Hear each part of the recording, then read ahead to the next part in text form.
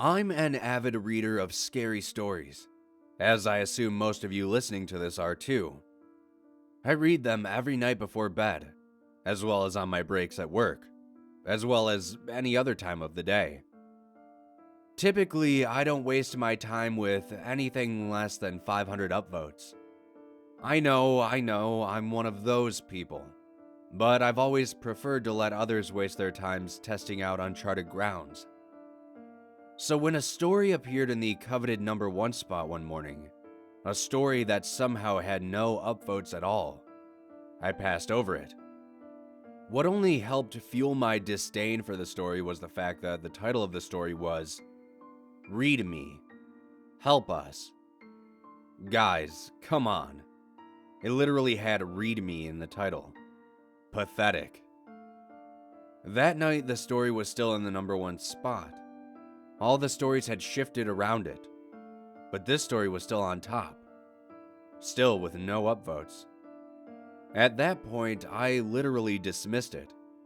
It was a glitch, some impossibility I could not understand that I did not care. Spot #2 was my new spot #1, and that was fine with me. My suspicion of system malfunction was only confirmed when the story was still on top the next day. And the next week, and the next month. I got used to tuning it out of my radar, and automatically skipping one story down. I did this for about 3 months until finally, I realized, hey, why don't I just read this story? Yeah, it was annoying having this junk at the top of my computer that never had any votes, but why couldn't I just give it a chance, you know? When I opened the story, the first thing I noticed was how it was formatted, with a name, then a paragraph, then a name, and then another paragraph. Because I had told my brother about this annoying story when I opened it, I took a picture of my screen and sent it to him. That's the only reason I have some of the original words to it. The first part was titled Nick. This was his story. Nick was lonely. Nick's girlfriend had just broken up with him. Nick needed something to do on Saturday night. Nick got on the computer. Nick read some creepy stories. Nick liked the stories. Nick liked to read so much. Nick continued. Nick read until his stomach shrunk. Nick read until his feet stopped working. Nick read until his eyeballs shriveled up. Nick read until we took him. That was the first story. What was this junk? I decided to keep reading, but the second one was basically the same. Gretel. Gretel was ugly. Gretel wanted to be pretty. Gretel tried to be pretty by putting on makeup. Gretel was still ugly. Gretel cried for an entire day. Gretel felt sick. Gretel stayed home from school. Gretel decided to read a creepy story. Gretel liked the stories. Gretel found her favorite story. Gretel did not stop reading until it was time to eat. Gretel did not stop reading until it was time to go to bed. Gretel read until we opened her mouth. Gretel lost something important. Gretel tasted pretty. First off, these stories weren't really stories at all. They were ridiculous, terribly written, and made no sense. There were dozens of them, stories upon stories, and each was as terrible as the last, ending the same way with them being eaten by whoever we was. As they progressed, the endings of the story became slightly more descriptive, with something coming out of their mouths, but each story was still awful.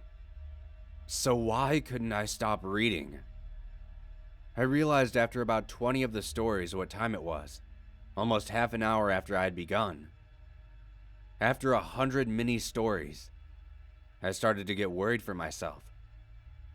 I had already missed the time I was supposed to leave for work, but I couldn't seem to get up. After about 200 stories, I stopped worrying. All I could focus on was the words, the story, how good it was, how much I loved it, how much I would give to just keep reading. Everything. Something was wrong. Deep inside, I knew it, but wouldn't let that feeling out. I just couldn't comprehend it while I was reading, being taken over. The last thing I remember is getting to a name on a page. Not the final name with the final story, but a name that mattered. My name. How exactly the story went, I'm still not sure, but I think it was something like this. Tim was bored. Tim read scary stories. Tim read a story he tried not to. Tim liked the story very, very much. Tim could not stop reading. Tim had a tasty soul we wanted. Tim read and read and read. Tim opened his mouth. My phone buzzed. Just like that, the trance was over. I looked down at my phone and realized my mouth was open. Immediately, I slammed my computer shut. And when I tentatively opened it later, the story was gone. I'm not sure exactly what happened, but I think I can figure it out. Scary stories are great.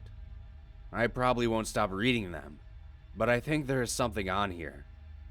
Something alive and wrong. Something that you need to watch out for.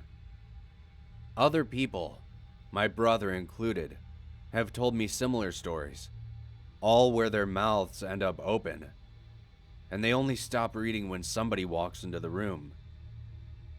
So please, if you come across a story on here and you just can't stop reading it, smash your computer if you have to, but stop at all costs.